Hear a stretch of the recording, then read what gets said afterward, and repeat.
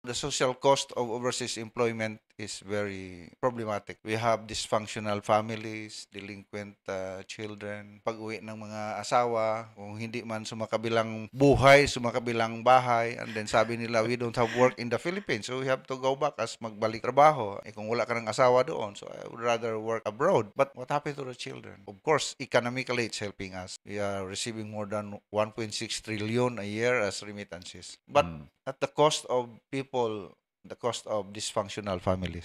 Napakasakit, nahirap. But of course, maraming good stories. But even if there's only one or two, but when people are abused, that's already a concern. Usually, ang na problema the domestic workers. Mayroong tinatawag na kapala system. It's by sponsorship. Ang pinapractice pa nila yung kinukuha yung passport, kinukuha yung residence permit. So, hindi makaalis yung tao. Parang kulong sila. Minsan, paglalabas ang mga employer, inalock ang mga bahay.